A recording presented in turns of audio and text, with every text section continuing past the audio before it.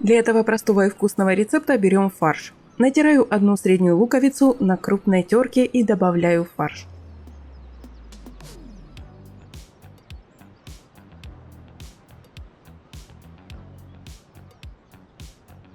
Сюда же отправляем соль, черный молотый перец и немного сушеного чеснока. Все перемешиваю.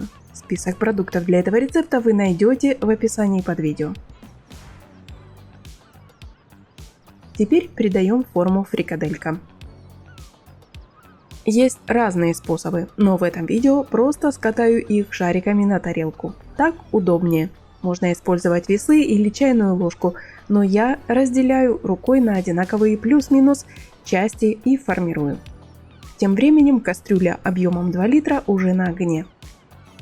Воды наливаю не до самого края, чтобы осталось место для овощей. Когда вода закипела, отправляю туда лавровый лист и перец-горошек для аромата.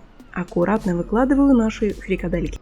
Пока они поднимаются на поверхность, переходим к следующему этапу. Для такого количества супа мне хватит одной картофелины. Нарезаю ее помельче. Чем мельче кубик, тем быстрее сварится.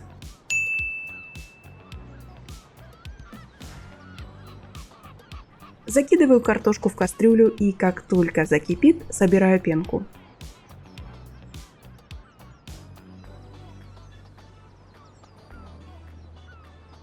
Дальше беру тонкую вермишель, буквально немного. Если любите вариант погуще, можно положить побольше, но на такой объем 20 граммов будет вполне достаточно.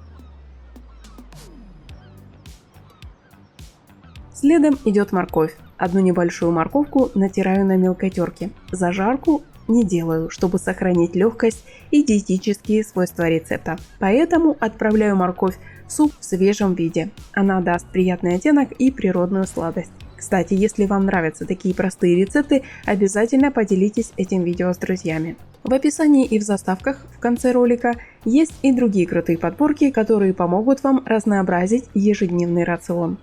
Добавляю зеленый свежий горошек. Это именно тот ингредиент, который делает блюдо по-настоящему весенним и свежим. Следом за ним отправляю свежую зелень, укроп и петрушка. Готовлю суп еще до 10 минут. Спасибо вам за теплые слова в комментариях. Наш легкий суп с фрикадельками практически готов, яркий и аппетитный. Чтобы вкус стал еще глубже, дайте супу постоять под крышкой около 5 минут после выключения огня, прежде чем разливать по тарелкам. Это позволит всем ароматам объединиться. Приятного аппетита и до встречи в новых выпусках!